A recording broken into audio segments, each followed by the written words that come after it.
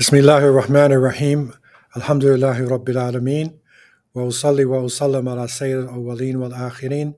Nabiyyina Muhammadan wa ala alihi wa sahbihi wa barak wa sallam. All praise are due to Allah, Lord of the worlds, and peace and blessings be constantly showered upon our beloved Prophet Muhammad, the master of the first and the last, and his family, his companions, and all those who call to his way and establish his sunnah to the day of judgment. As to what follows, my beloved brothers and sisters, Assalamu alaikum wa rahmatullahi wa barakatuh.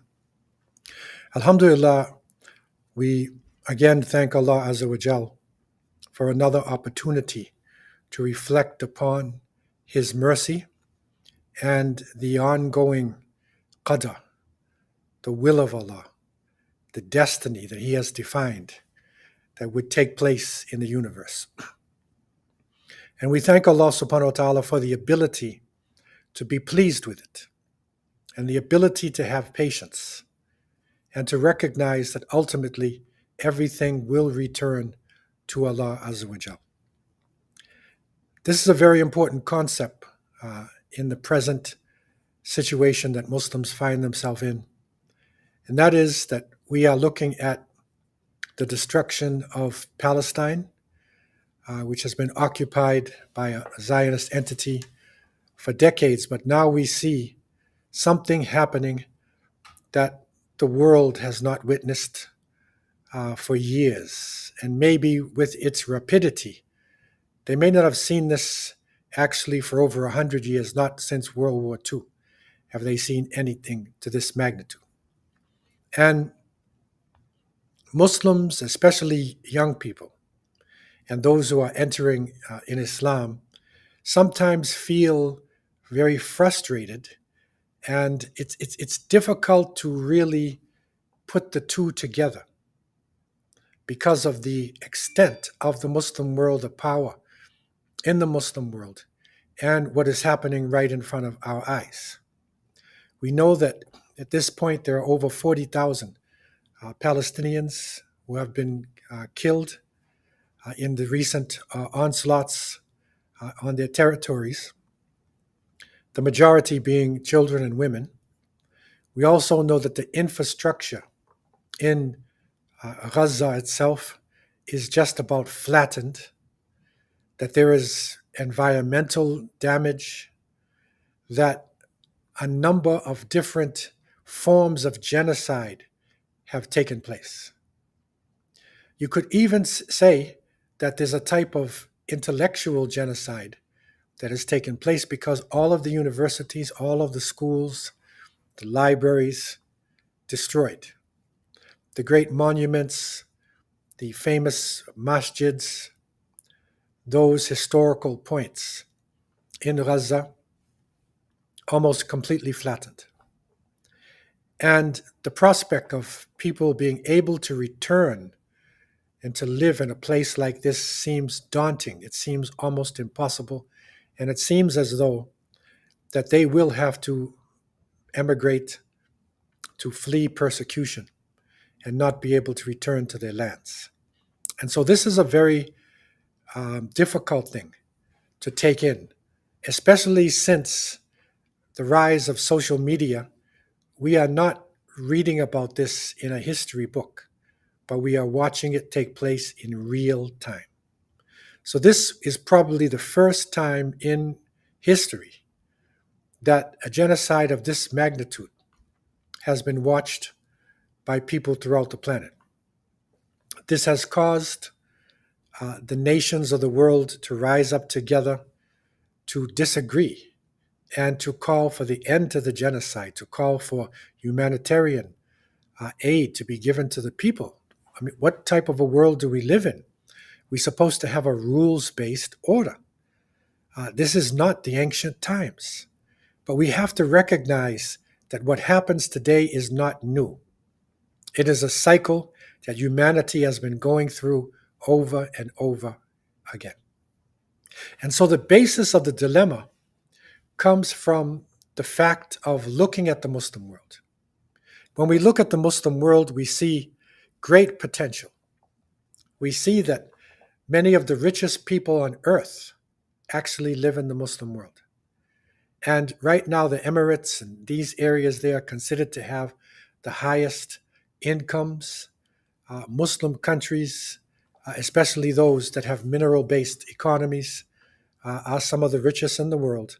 And so it's not about money. It's not about our history, because we have a history of power and respect, and our nations have been known for hundreds of years. We actually, you could say, were the ones who gave the impetus, the ability to Europe to come out of its dark ages into the modern age. And that's not a small thing. This revolutionized the whole planet. On top of this history, what is the past? The present, we are still the fastest growing religion on earth. And the shocking thing is that even though we are watching a genocide take place, the courageous stance of the Palestinian people is actually causing many individuals who never thought about Islam and Muslims to now investigate. And from this group of growing hundreds and could possibly be in the thousands, they're embracing Islam. Muslims also have a high rate of growth in terms of having babies. And it is part of the legacy of the Prophet ﷺ, who told us that you should get married and have big families, because we will be the largest ummah, the largest nation of Tawheed on the day of resurrection. And so the numbers are there. Actually, it's we could say we're over 26% of the world's population. We're over 2 billion people. There's millions of Muslims in China, millions in India, millions in Southeast Asia. Indonesia, quiet as it's kept, is one of the largest Muslim countries. Africa, as quiet as it's kept, is majority Muslim. In Europe, Muslims are growing by leaps and bounds. Even though there is Islamophobia, there is repression, Muslims make up a large number in France. In Paris and Marseille, the majority of people under 25 years old are Muslim. Even in places like Belgium, Holland, in the hospitals, Muslims have the largest percentage of babies being born, right in the middle of Europe. In the Americas, Islam is still growing by leaps and bounds. Hispanic people are now coming in. African Americans, traditionally have been coming in. White Americans and other nationalities are also coming in. So we are still expanding. And our countries, along with this history and along with these numbers, we have amazing mineral wealth. And every day, more minerals are being discovered. You'll be surprised to know that off the coast of Gaza, of Palestine, there's actually oil and gas. So that struggle is not just about land or about a history. No, it is an economic struggle as well. And so all of these factors are really important in understanding the Muslim world, and our countries lie in strategic positions. You see the Houthi nation, the Yemenis, who are very poor physically and economically, but yet they are able to cause a major impact in the world shipping zone, because their country, as poor as it is right on the bottom of the Red Sea.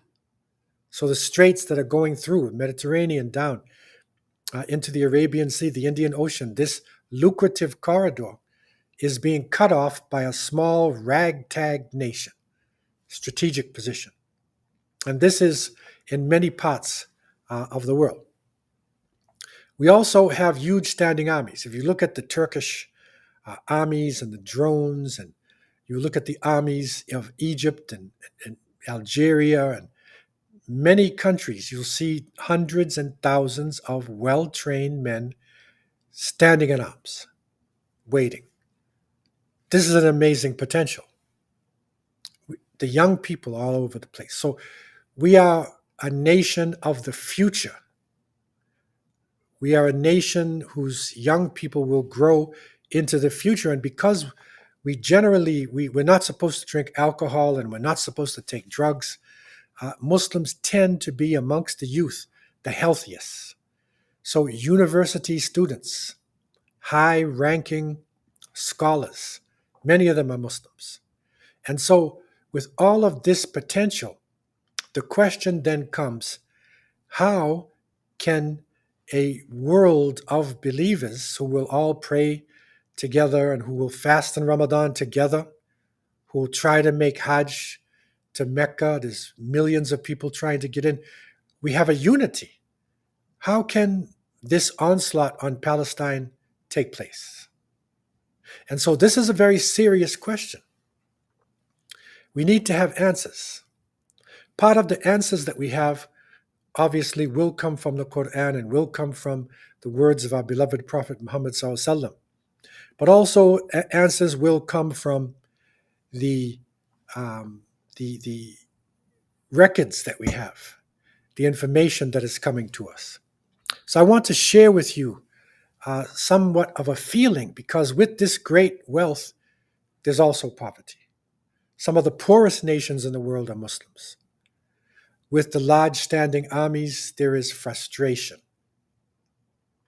You'll find many of the scholars debating with each other over trivia, over minor. So this is causing a massive frustration. It is leading to defeat. This is a contradiction. It's a contradiction. And our pivotal moments course is to help us understand that some of the contradictions that we see, some of the hard to believe events have not happened for the first time. It's happened in the past, and there's been a solution. So if we look to the past, we can begin to understand where we are going. Of course, we need to go back to our Prophet ﷺ, to what he said, because we look at his sayings not just as something to put on the wall or to have a nice book of hadith, but we look at these sayings as a type of roadmap, as a guide to the future. And in one tradition, reported by Tawban, radiallahu anh, the Prophet ﷺ is reported to have said, Yushikul umam an tada'a alaykum kama tada'a al-iqlatu ila qas'atiha. He said the nations are about to call one another and descend upon you, just as those who are eating invite others in sharing food. So it's like somebody who set a table spread and he sees his friends and he says, Ta'al, come now, enjoy this food with me. Literally pounce on the Muslims. So somebody there with the Prophet ﷺ asks, will we be small in number? Will that be because we are few? أَوْ مِنْ قِلَّةٍ نَحْنُ يَوْمَئِذٍ. And the Prophet ﷺ then answered and he said, no. بَلْ أَنْتُمْ يَوْمَئِذٍ كَثِيرٌ.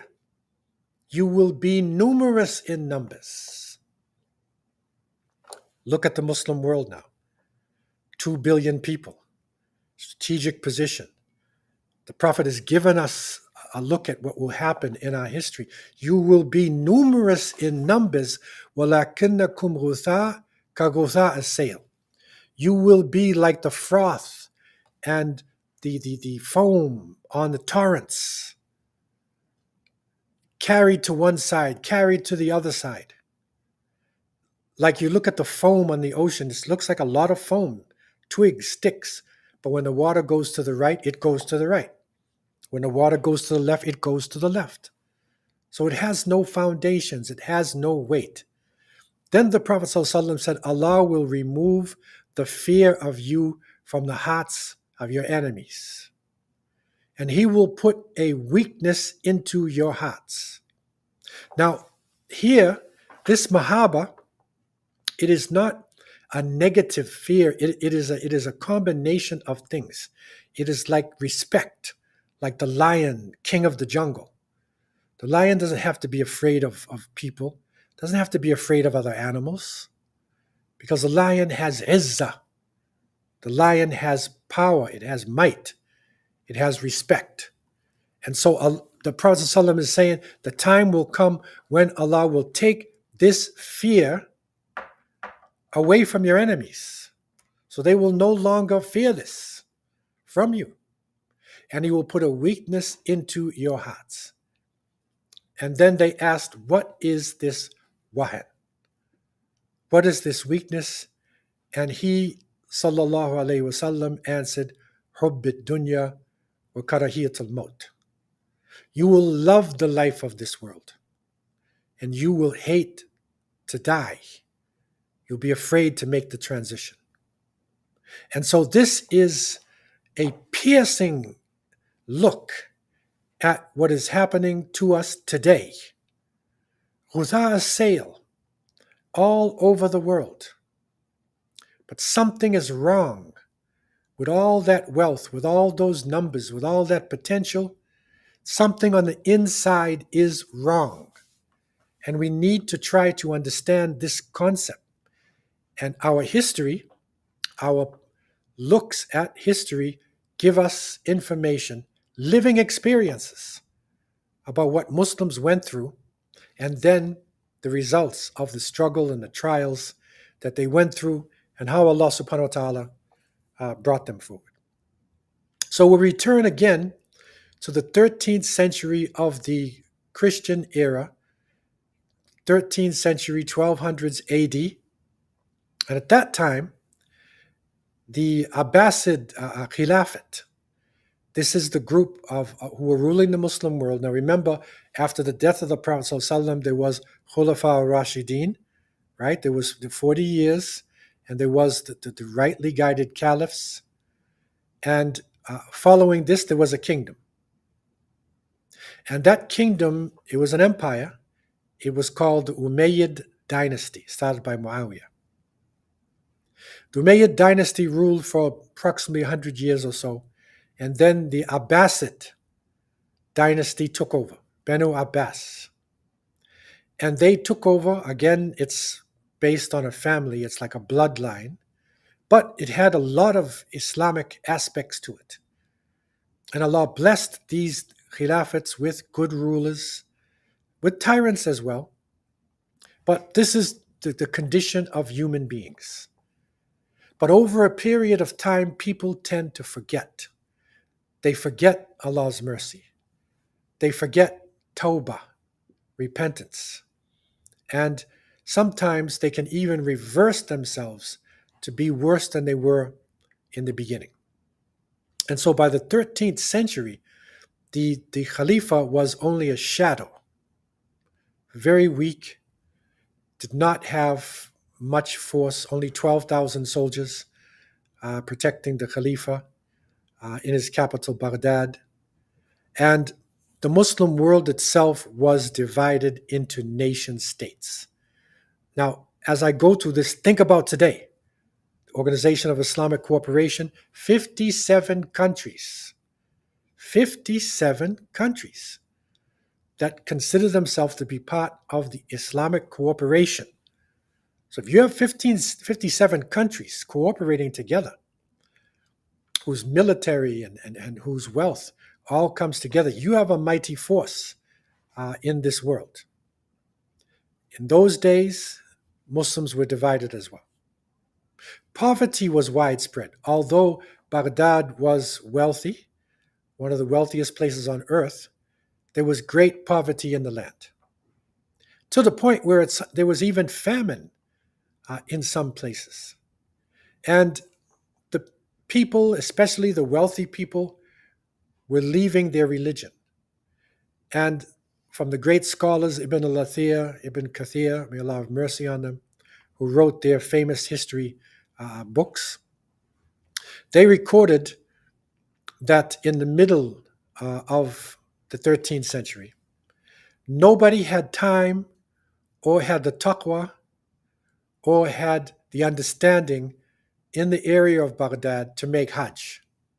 So think about the places of the world where Muslims are clamoring to get into Mecca. Nobody even had time to go to Hajj.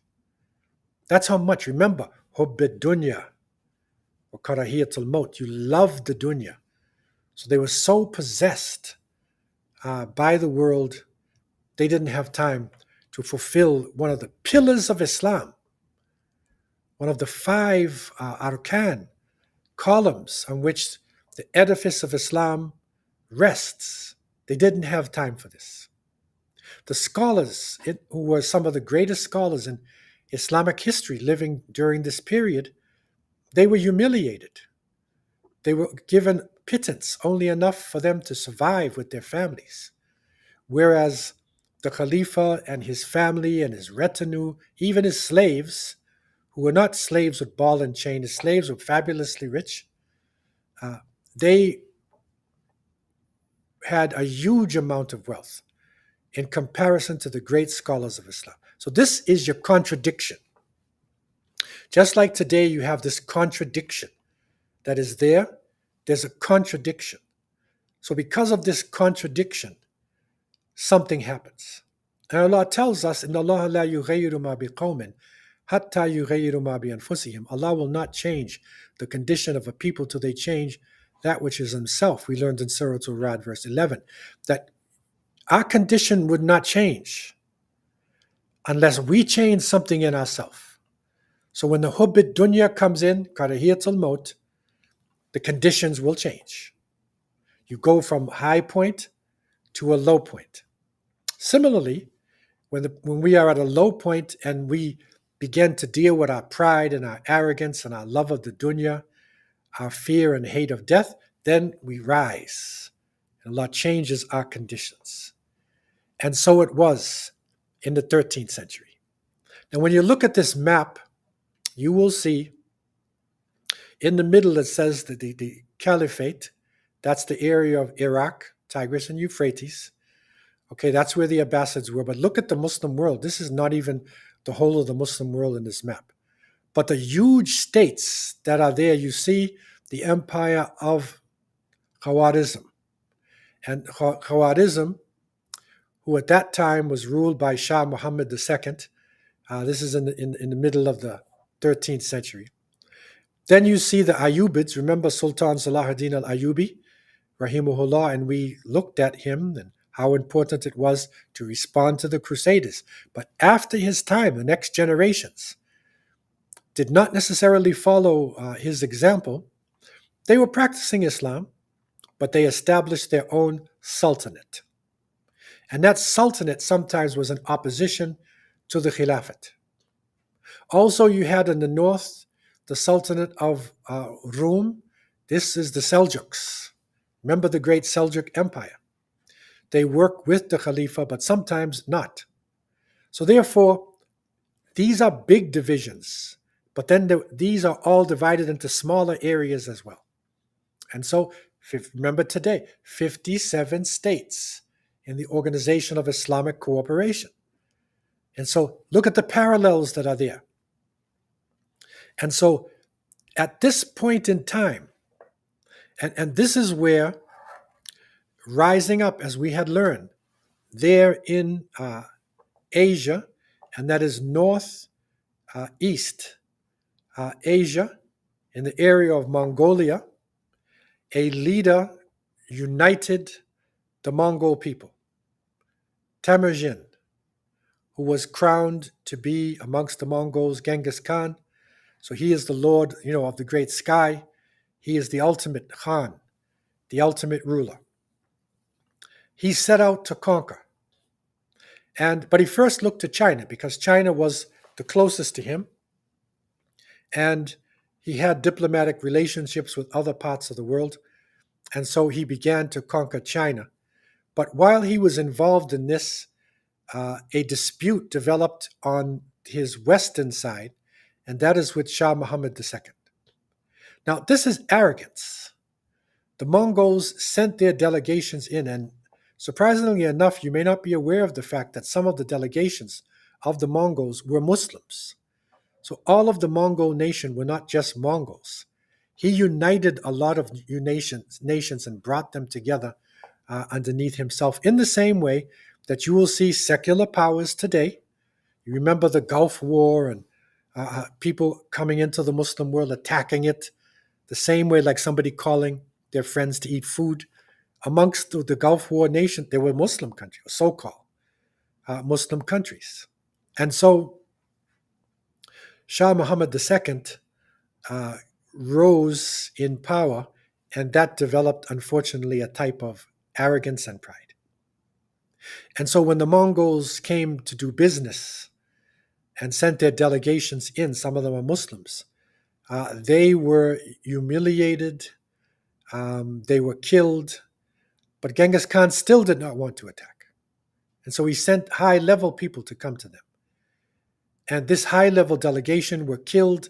One was spared, his beard was shaved, which is a sign of disgrace for a Muslim to be shaving your beard. And so they were sent back. He was sent back, and that was it. Genghis Khan then said, there's only one sun in the heavens, and there is only one Khan on this earth. And he set about his conquest. This was a major mistake that this leader made. So Genghis now invaded the Khwarizm area in 1218. He overran it. He extinguished it by 3 years.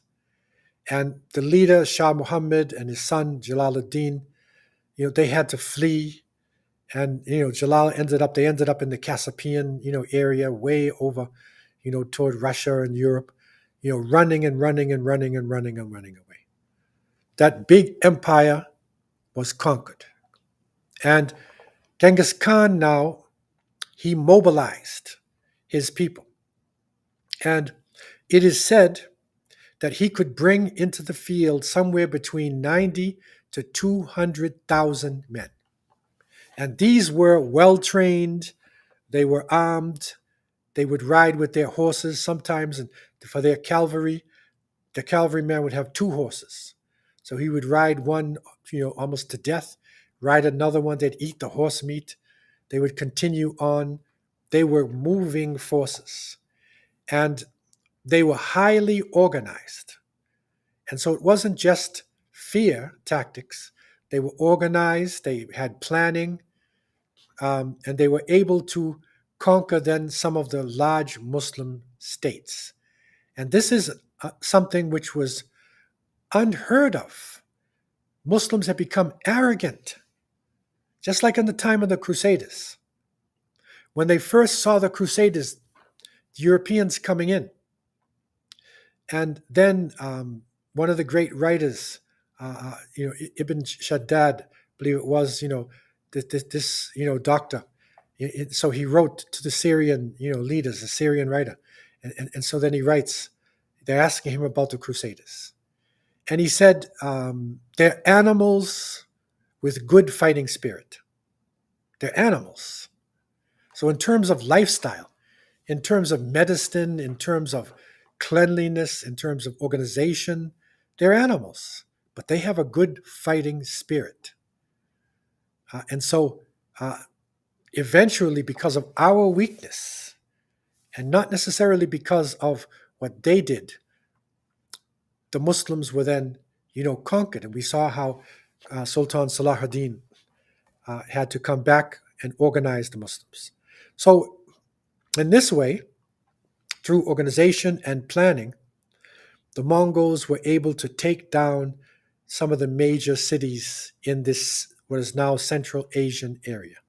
Cities like Bukhara, Samarkand, Jurjan. These are major cities. These are not small areas.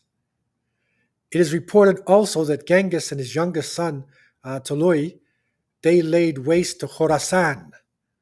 And that's a very important word in our history. The Khorasan area would be Afghanistan, parts of Azerbaijan, parts of Iran, that whole mountainous area, very important part of Islamic lands. They laid waste to Khorasan.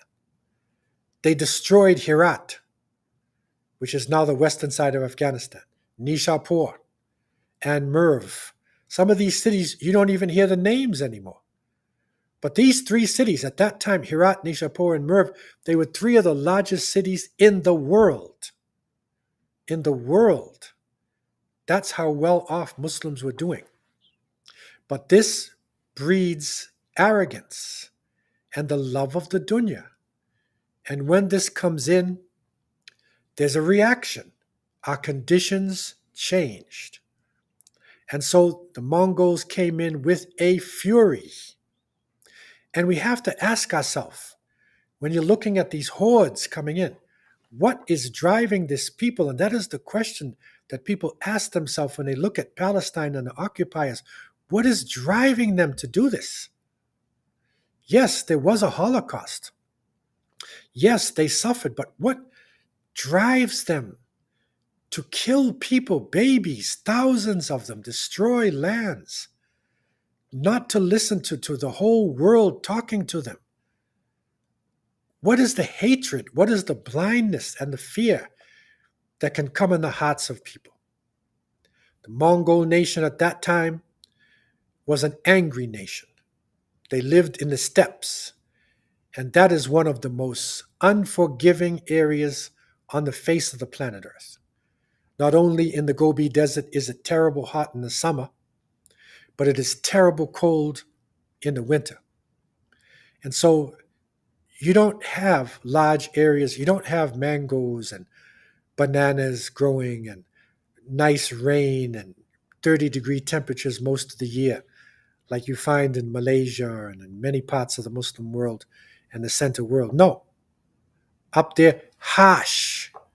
Everything is harsh. So the people become tough. And this harshness, unfortunately, sometimes has an impact on the culture of the people. And so we find in the Mongol nation, this anger bursts out. And it's almost like, I'm going to take back. If this is what happened to us, we'll do it to other people. Also, some reports say that they consider themselves to be the scourge of God.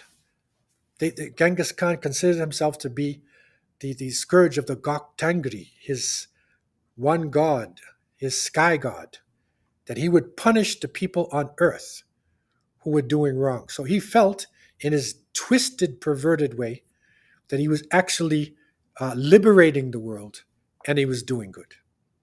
And so when the Mongols came in, and this is a depiction that you find in certain texts, according to an Iranian historian, Rashid ad-Din, that in this time period between 1247 and 1318, the Mongols killed, just to give you an example of one of the areas, the Mongols killed more than 1,300,000 people in Merv, more than 1,747,000 people in Nishapur.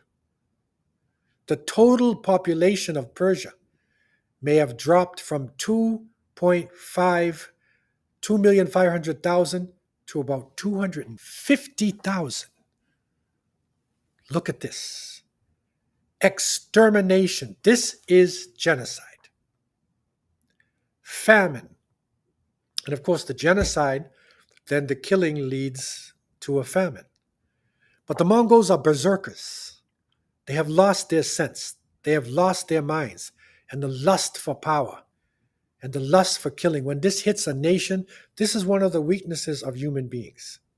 And even the angels in the beginning of time, when Allah subhanahu wa ta'ala created Adam, they asked Allah, are you going to put a creation that's going to shed blood?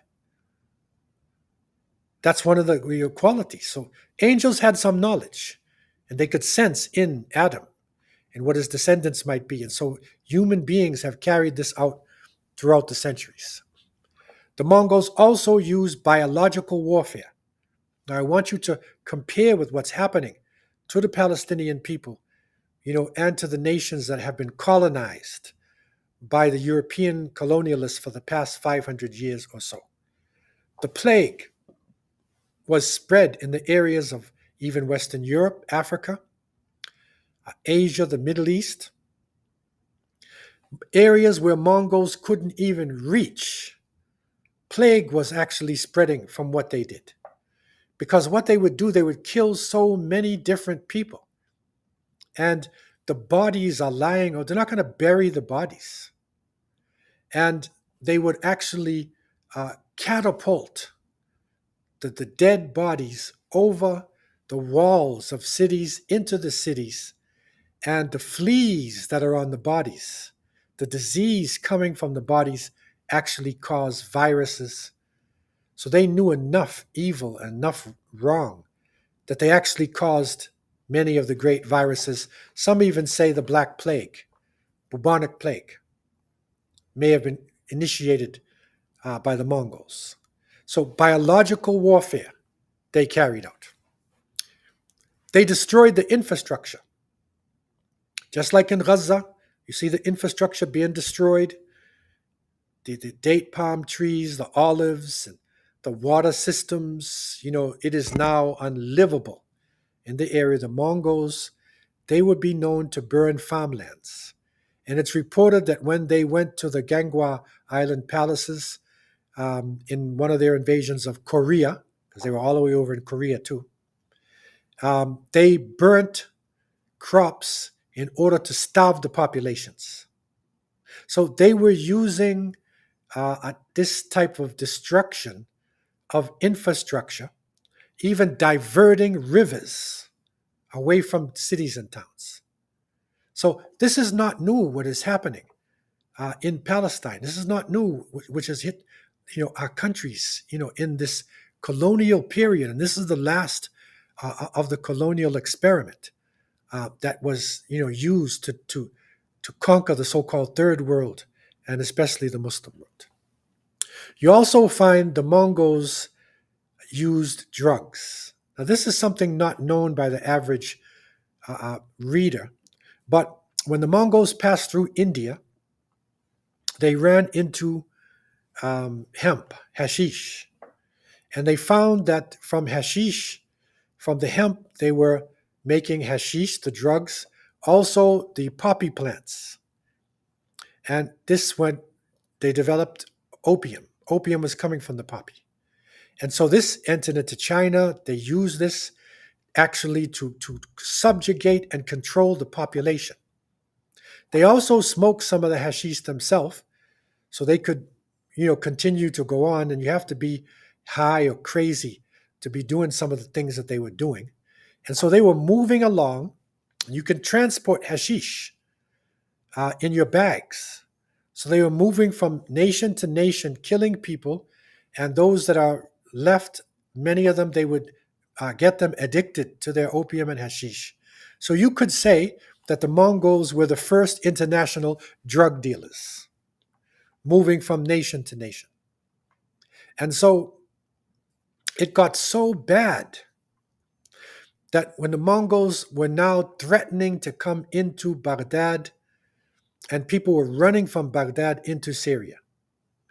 And one of the families was the family of Shaykh al-Islam Ibn Taymiyyah, rahimahullah, one of the great Islamic scholars. And he was forced to make a serious fatwa concerning drugs, those who transport drugs, sell drugs. He made the fatwa that they should be executed and they should not be buried in a Muslim graveyard, even if they were Muslims. That is serious. You do not see fatwas being made. That is the danger and the scourge of drugs. And we see it in the colonial period. We see today what drugs are doing in our nations and doing to much of the world. And so as they were moving down into the Muslim world, and they were threatening to go down to our sacred lands and even to Egypt, the ulama sat. At that time, Cairo was one of the centers of Muslim scholarship. And it's an interesting discussion that the scholars had, because in the Hanafi school of thought, intoxicants, khamar, they consider it to be that which is wet and that which flows. So intoxicants in the Hanafi school of thought were like beer and wine and your whiskeys and your rum. Because this flows, this is wet. They did not consider anything else, because that's basically what they knew at the time. And when the scholars debated this, they said, okay, hashish, opium, these things, they're not wet. They don't flow. And they don't get you drunk, especially when you're dealing with hashish. It doesn't get you drunk. It gives you what they called muqaddama. What is the beginning of getting drunk. That's what we call today high. So they get you high. And the difference is that the drunk person, loses their balance. Their body's intoxicated. The person who's high maybe can walk straight and look you in the eye, but their mind is befogged. Their mind is somewhere else. So the scholars now debated this. And they said, how can we consider this to be haram? How can we, totally block this from our countries? And some of the scholars brought the hadith of Salama, where she reported that the Prophet ﷺ, in this tradition, she said, Naha Rasulullah sallallahu alayhi wasallam an kulli muskirin wa muftir. This is reported in Abu Dawood, that the Prophet ﷺ, he prohibited all narcotics. He prohibited all alcoholic beverages and narcotics. So there's two things. He prohibited muskir, and a muskir is that which gets you sakran. So that's your alcohol, your rum, gets you drunk. So he prohibited that, she said. And muftir. What is the muftir? The muftir is a narcotic, and that is defined by the scholars as being that which gets you high. That's the beginning of getting drunk. He prohibited that as well. So with this tradition of Salama radiallahu anha, they ended the discussion and took on the complete fatwa to ban these drugs in the Muslim countries. It was being used by the Mongols. Look at the Muslim world today. Look at what has happened to the youth. Look at what is going on, and you see the spread of the drugs. Now, interesting point, because we noticed that, maybe a good 50%, 40, 50%, being killed in Gaza is children. Why would you bomb and you kill children? Why, even before this recent onslaught, were the occupying powers shooting the youth, especially the young males, shooting them in their knees? Okay? Destroying them. Why would they imprison the youth? Why would they take a young rebellious boy with a slingshot or just standing on a street corner and arrest them and put them in jail? Why would they move on the youth like this? This is a pattern that was developed by occupiers and oppressors from ancient times. Genghis Khan was amongst the warlords who would often employ mass indiscriminate murder of men and boys, regardless of if they were soldiers, civilians, or simply in the way. Think about Gaza. Massacre them all. In the year 1202, after the Ong Khan allied to conquer the Tatars, Genghis Khan ordered the execution of every Tatar man and boy taller than a linchpin. So if you're tall, if you're like taller than, 3 feet, if you're taller than that, execute them. What did he do with the women? He enslaved the women for sexual purposes. Okay, so it is said that this order was done. I mean, their argument was that it was done as a collective punishment for the fatal poisoning of Genghis Khan's father, Yasugi, of which they blamed it on the Tatars. Okay, see the excuse? The same way, self-defense. They blame, an action, and then, after you've defended yourself over and over again, now the slaughter, they keep using it as a defense. It's the same thing the Mongols did.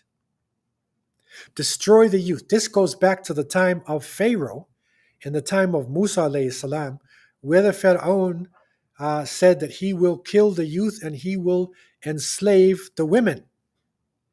Right? So get the boys, destroy them, and control the women.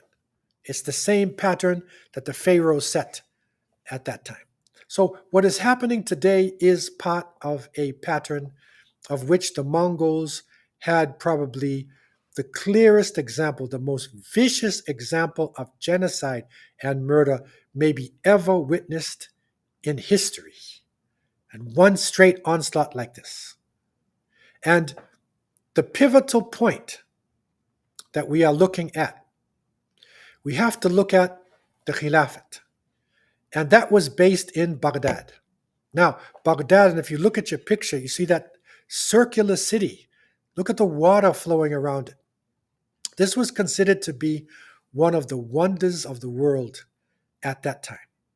Baghdad was founded in 762 by Al-Mansur, the second Khalifa of the Abbasids, and they believed that they needed a capital city, okay, because they wanted something. They did not want to use Kufa and Basra, and they wanted a capital city, something that was located away from potential threats, and it was near to the power base. So they want to move more toward over Persia, okay, strategic move. And so they built this unbelievable city. And because of the wealth that they was pouring into the Abbasid lands at the time, then this became one of the great cities of the whole world. It was the epicenter of the Islamic Golden Age, the city of Baghdad. Poets, writers, scientists, philosophers, everybody flocked to Baghdad. And the House of Wisdom, one of the Khalifas, Ma'mun, he developed the house Beit al-Hikmah, which is the House of Wisdom, where he brought scholars of all religions together. And they made unbelievable progress at that time. Astronomical observatories were developed. Technology of paper, was, organized. It may have started in China. It was in ancient Egypt as well, papyrus, right? But they organized it and were able to send that around to many parts of the world. And so it is said that Baghdad at that time was the intellectual capital of the planet Earth, was in this beautiful city of Baghdad. And time 762, and now you're dealing with 1258. So this is close to 500 years. People tend to forget. People think that they are invincible, and they forget Sunnatullah. Remember what Allah said: if you change your condition in your heart, if you take on hubbid dunya wa karahiyatul maut, then something's going to happen. And so the fall of Baghdad, 1258. Now, the Mongols are moving in, and they come to the area of Iraq, this historic city of Baghdad. And their astrologers and magicians, they were very superstitious people. And so they were afraid. They were told, watch out when you're coming for this city, because you might get cursed. I mean, this is the center of the world in terms of science and term math and so many different things. But the army came under Hulagu Khan. Okay, so this is one of the sons of Genghis Khan. And the leader at the time was al-Mustasam. And again, as we had mentioned, the Khalifa was only a shadow of what the Khilafat was supposed to be. But Hulagu came in, and he first wanted to negotiate to see where the Muslims, he'd rather peacefully take over because they were superstitious. And so when the Mongols were coming through, they ran into the assassins, Hashashin. And you remember them from the Fatimid times. Let's go back on our pivotal moments. The Hashashin, the Ismailis, they ran into these people, Hassan al-Sabah, in these castles. But the Mongols were an almost invincible army at the time. But they were afraid. So they sent notes to al-Mustasam, why don't we together fight against the assassins? Because the Muslims were afraid of the assassins as well. Al-Mustasam and his people around him became very arrogant, and they refused to do this. And so this, again, animosity started to come. And Nasir ad-Din at-Tusi, one of the wicked wazirs underneath the Khalifa, started to negotiate with the Mongols. So this now starts to bring the demise of this fabulous walled city. And so the Mongols then started to move into this area, and they started to attack the city. And there was one report which is, it shows you the level of forgetfulness. There's a report that is coming in, Ibn al-Athir, and it's saying that the Khalifa was enjoying one of his belly dances. He loved her the most. And she was dancing and singing her poetry. And an arrow came through the window and it stabbed and killed his belly dancer. So the Khalifa was upset. And instead of now being angry, okay, it's corruption, but this is his favorite belly dancer. Instead of sending the armies out, uniting the Muslim world and defeating the Mongols, he lays back and he orders another belly dancer to come. What does that mean? Think of the mindset of that individual. He is in another world. He's in a bubble completely, totally divorced from reality. Hubb ad-dunya wa karahiyatul maut. The love of this world and the fear of death. And so the Mongols then attacked the city from all sides. Treacherous traders like Nasir ad-Din opened up doors. The Khalifa himself, he thought nothing would happen to him. So he made a truce and he said, spare me and my family. I'll let you in the city. And so he came out to negotiate. And Hulagu then and his forces, because the superstition said, don't spill the blood of the Khalifa. You can't cut him so he bleeds, because then you're cursed. So what they did was they grabbed the Khalifa, took him in his retinue, put him in the beautiful Persian carpets, and they rode over them with horses. Look at this humiliation that happened to the great Khilafat and the gem of the whole planet Earth. This is the reaction. This is the pivotal moment, the fall of Baghdad. Following this is a destruction that Ibn al-Athir writes, I wish my mother never gave birth to me. Think about this. I wish I was never born, so I would not have to be the one to write about this. And so they slaughtered day after day. They threw the books into the river. The Tigris and Euphrates turned black with ink. We lost thousands of our texts. Then the bodies go in. The river runs red with blood. And so some say that even more than 1 million people destroyed. And after that, the fallout, the pestilence, the destruction that went on in the city, it is a pivotal moment. And some even believe it was the end of the Islamic Golden Age. That from there, we made some progress, we did some good things, but we never reached the heights that we had before this, especially in the millennium, 1000, the year 1000, and just after that, we were at our heights. This was a pivotal moment in Islamic history, and it's something to think about. And we are seeing something like this coming out in front of our eyes. Now it is the land of Palestine, Masjid al-Aqsa, and we are seeing happening. But what is different about this, we're seeing it in real time. In those days, remember, nation states all divided up. Rich and the poor, famine in the land, not practicing your deen. All of the things that plague us today has happened at that time to the Muslims, and then you see the destruction that comes upon them because of this. And so this is a pivotal moment, and but a reaction occurs. Allah Azza wa Jal is so merciful to us that our history, as Ibn Khaldun said in his Muqaddimah, it's like a circle. We go from up, down, and we come back around. This is a low point in Islamic history, but following this, there's a rise. Just like today, inshallah, there can be a rise that happened in the past. There can be a rise back up.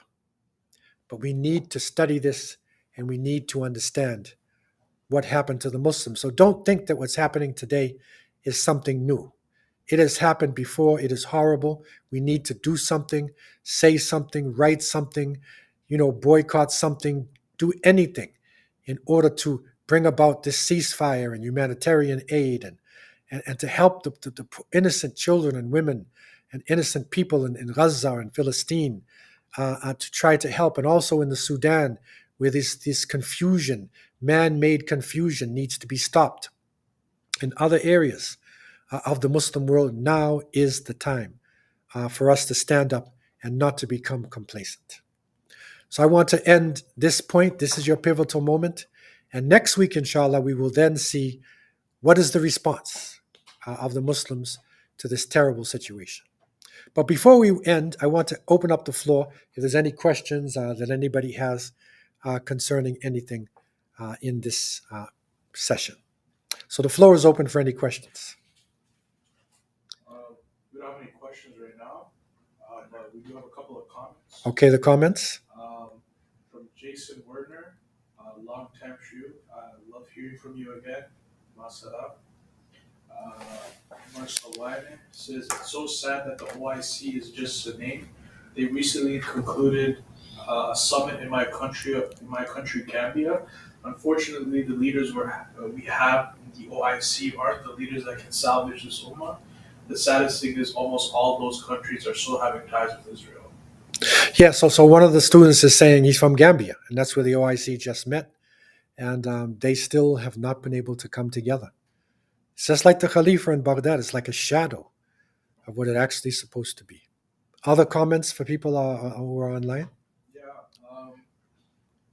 History repeats itself. May Allah protect the believers. Lots of people are doing salams. Yes, we see history repeating itself, and I know that this class is a shock to a lot of you.